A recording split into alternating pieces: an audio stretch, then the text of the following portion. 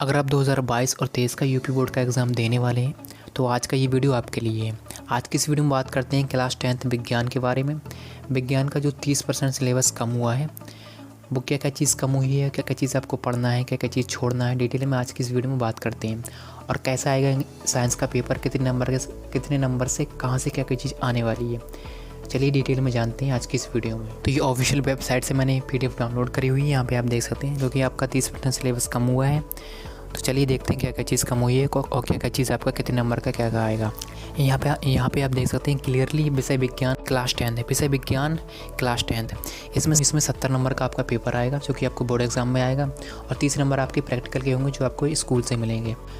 रासायनिक पदार्थ प्राकृतिक व्यवहार 20 नंबर का आएगा। ये जैव जगत 20 नंबर का आएगा। अपवर्तन 12 नंबर का आएगा। विद्युत धारा का चुंबकीय प्रभाव ये 13 नंबर का आएगा। प्राकृतिक संसाधन ये 5 नंबर का आएगा। तो टोटल आपके 70 नंबर हुए। ये आपके बोर्ड एग्जाम में 70 नंबर का आएगा। और ये प्रयोगात्मक कार्य एवं प्रोजेक्ट ये 30 नंबर आपको स्कूल से मिलते हैं, प्रैक्टिकल के वो हैं। टोटल हो गए 100 नंबर। तो चलिए देखते हैं इकाई 1 रासायनिक पदार्थ प्राकृतिक व्यवहार में आपको क्या क्या चीज़ पढ़ना है। ये 20 नंबर का आता है।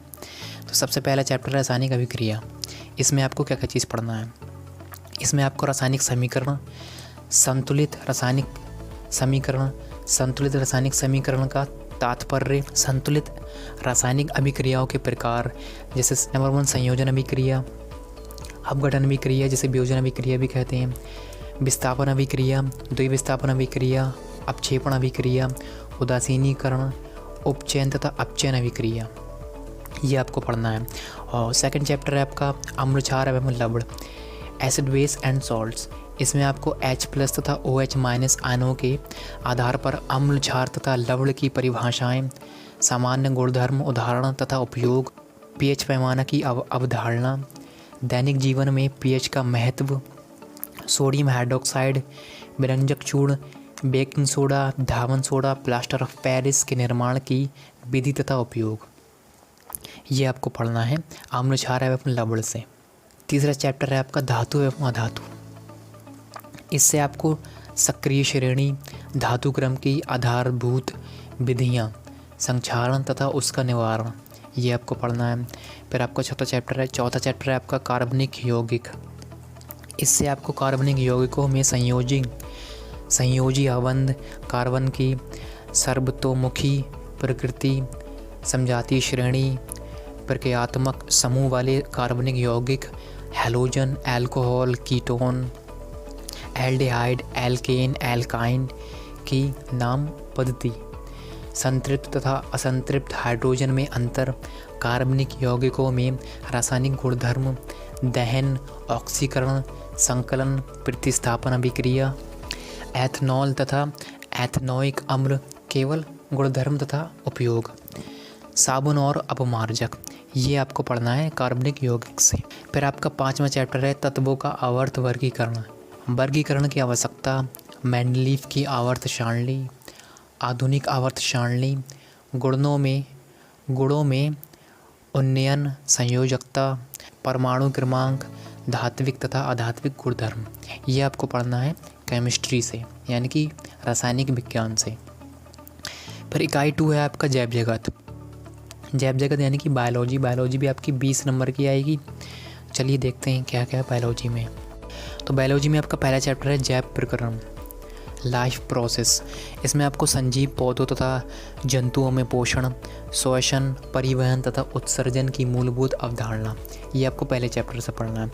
दूसरा चैप्टर है आपका प्रजनन, जंतुओं तथा पौधों में प्रजनन, लैंगिक तथा अलैंगिक प्रजनन, स्वास्थ्य, आवश्यकताएं तथा परिवार नियोजन की विधियाँ, सुरक्षित यौन एवं HIV एड्स, प्रसूति और जनन स्वास्थ्य, ये आपको दूसरे चैप्टर से पढ़ना है, यानी कि प्रजनन से। और तीसरा चैप्टर है आपका आनुवांशिकता एवं जैव विकास। आनुवांशिकता मेंडल का योगदान, लक्षणों की वंशागति के नियम, लिंग निर्धारण, संक्षिप्त परिचय, विकास की मूलभूत संकल्पना, ये आपको पढ़ना है आनुवांशिकता एवं जैव विकास से। फिर इकाई 3 है आपका प्राकृतिक घटनाएं में आपको वक्र पृष्ठ द्वारा प्रकाश का परावर्तन, तो ये फिज़िक्स चालू हो गई। फिज़िक्स में आपकी प्राकृतिक घटनाएं में आपका वक्रपृष्ठ द्वारा प्रकाश का परावर्तन, गोलीय दर्पणों द्वारा प्रतिबिंब बनना, वक्रता केंद्र, मुख्य अक्ष, मुख्य फोकस दूरी, दर्पण सूत्र, निगमन नहीं, ये सारी चीज़ें आपको पढ़ना है। अपवर्तन ये 12 नंबर का आएगा। इसमें आपको पढ़ना है अपवर्तन के नियम, अपवर्तनांक, गोलीय लेंसों द्वारा अपवर्तन, गोलीय लेंसों द्वारा प्रतिबिंब का बनना, लेंसों द्वारा प्रतिबिंब बनाने के नियम, लेंस सूत्र, ये सारी चीज़ें आपको पढ़ना है। और मानव नेत्र में लेंस का कार्य, दृष्टि दोष एवं निर्बाणन, गोलीय दर्पण तथा लेंसों का अनुप्रयोग, प्रिज्म द्वारा प्रकाश का परावर्तन तथा विक्षेपण, तो ये सारे टॉपिक आपको पढ़ना है फिज़िक्स में आपका 5-4 है विद्युत का प्रभाव। इसमें आपको पढ़ना है विद्युत धारा, विभवांतर तथा विद्युत धारा, ओम का नियम, प्रतिरोध, प्रतिरोधकता कारक जिन पर किसी चालक का प्रतिरोध निर्भर करता है, प्रतिरोधों का संयोजन, श्रेणी क्रम, समांतर क्रम एवं विद्युत धारा का ऊष्मीय प्रभाव तथा विद्युत शक्ति PBI तथा R से रिप्रेजेंट करते हैं। और 13 नंबर का आपका आएगा विद्युत धारा तथा चुंबकीय प्रभाव। हमें आपका चुंबकीय क्षेत्र रेखाएं किसी विद्युत धारावाही चालक के कारण, चुंबकीय क्षेत्र, परिनालिका में प्रवाहित विद्युत धारा के कारण चुंबकीय क्षेत्र में किसी विद्युत धारावाही चालक का बल, फ्लेमिंग का बाएं हाथ का नियम, विद्युत मोटर, वैद्युत चुंबकीय प्रेरित विभवांतर प्रेरित विद्युत धारा, फ्लेमिंग का दाएं हाथ के अंगूठे का नियम, विद्युत जनित दिष्ट धारा, प्रत्यावर्ती धारा, आवर्ती, ये आपको विद्युत धारा का चुंबकीय प्रभाव से 13 नंबर का आएगा, ये आपको पढ़ना है। और इकाई 5 में आपका आएगा प्राकृतिक संसाधन, ये 5 नंबर का आता है कुल। इसमें आपके ऊर्जा स्रोत है, हमारा पर्यावरण, प्राकृतिक संसाधनों का प्रबंधन। ऊर्जा स्रोत में आपके ऊर्जा के विभिन्न रूप, जैसे ऊर्जा का परंपरागत तथा गैर परंपरागत स्रोत, जीवाश्मीय ईंधन, सौर ऊर्जा, पवन ऊर्जा, जल तथा ज्वारीय ऊर्जा, नवीकीय ऊर्जा, नवीकरणीय तथा अनवीकरणीय ऊर्जा स्रोतों की तुलना। हमारा पर्यावरण से आपको पर्यावरणीय समस्याएं, अपशिष्ट उत्पादन तथा निवारण, जैवनीकरणीय तथा अजैवनीकरणीय पदार्थ, प्राकृतिक संसाधन का प्रबंधन से आपको प्राकृतिक संसाधनों का संरक्षण तथा उचित उपयोग, वन तथा वन जीवन, कोयला तथा पेट्रोलियम का संरक्षण का प्रबंधन में लोगों की भागीदारी के उदाहरण, बांध उपयोगिता तथा सीमाएं, जल संग्रहण, प्राकृतिक संसाधनों का संपोषण, ये आपको पढ़ना है। इस PDF का लिंक भी नीचे डिस्क्रिप्शन में दिया हुआ है, आप इसको डिटेल में पढ़ सकते हैं। इसमें काफ़ी सारी चीज़ें दी हुई हैं कि आपको प्रयोगात्मक कार्यों में आपकी प्रैक्टिकल में क्या क्या चीज़ है जो आपको पढ़ना होती है, वो चीज़ें आप, ये सारी चीज़ें आप पढ़ सकते हैं यहाँ। और सबसे मेन 30% सिलेबस, 30% कम किया गया पाठ्यक्रम, ये सबसे मेन है, ये आपको नहीं पढ़ना है बिल्कुल। तो धातु एवं धातु चैप्टर से आपको धातु तथा धातुओं के गुणधर्म नहीं पढ़ना है। आयनिक यौगिकों का निर्माण तथा गुणधर्म, ये भी आपको नहीं पढ़ना है चैप्टर 2 से। तत्वों का आवर्त वर्गीकरण से आपको तत्वों के वर्गीकरण के प्रारंभिक प्रयास, डाइव राइनर के त्रिपर, न्यूलैंडस का अष्टक सिद्धांत, ये भी आपको नहीं पढ़ना है।